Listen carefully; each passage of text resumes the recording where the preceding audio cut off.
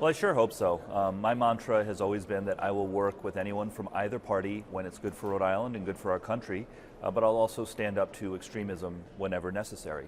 And I expect we'll have plenty of both in the coming Congress. I think we will have opportunities to work together in a bipartisan way, but we've already seen from President-elect Trump some real extreme rhetoric on a number of issues, and we'll call that out whenever we have to. Right. I've noticed two very different, watching the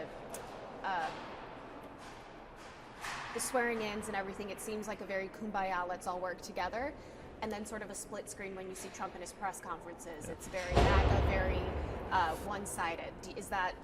Well, one of the things that President Trump is going to have to realize is that he's coming into office with only a 3-seat Republican majority in the House, as opposed to last time when he became president, he started with a 20-seat Republican majority. So the fact that he has a much thinner Republican majority this time means that he is going to have to work with Democrats in order to get anything done. And the sooner he realizes that, and the sooner my Republican colleagues realize that, the better it'll be for everyone, because the country wants us to be working together. Yeah. Democrats are not powerless, is what you're saying. Exactly. Yeah. What is your top legislative priority? Well, I'm now going to be the lead sponsor of the bill to ban members of Congress from trading stocks. I think that's an important part of how we can restore trust and ethics here in Washington.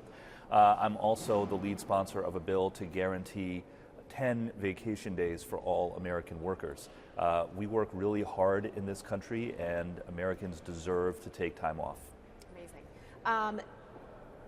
Rhode Islanders impacted by the massive state data breach. I don't know much about this, but yeah. What can you do to help folks in your home state impacted by that? This is a very serious situation. I've joined with the rest of the Rhode Island congressional delegation in requesting that HHS give flexibility to people around enrollment so that people are still able to enroll in the Affordable Care Act exchange, enroll for other benefits in light of the situation, to make sure that there are no disruptions in service and that people are able to get the benefits that they are entitled to. We're also in communication with the FBI to make sure that everything is being done to investigate how this breach occurred and to attempt to bring those who are responsible to justice. With the transition in administration, are you worried about there being sort of an awkward gap with leadership? Yeah.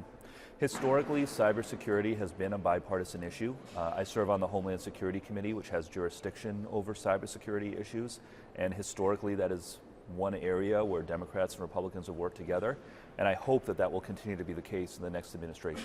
Your reaction to renaming Gulf of Mexico to Gulf of America, is that important? What's important is bringing down costs. What's important is making Americans safer. President-elect Trump should focus on the issues that matter to Americans and not stupid things like renaming the Gulf of Mexico. Panama, the Panama Canal. What do you make of that? Why is he focusing on that? Do you think do you agree with him that that's a strategic thing the United States should take back? What do you make of that? Well, first and foremost, the United States should not be invading other countries, particularly our allies. I'm of the generation that came of age watching a lot of my friends and loved ones go to war in Iraq and Afghanistan, some of whom lost their lives. For Donald Trump to be threatening to invade Greenland, invade Canada, invade our allies is not a joking matter, and certainly not something that he should be seriously considering.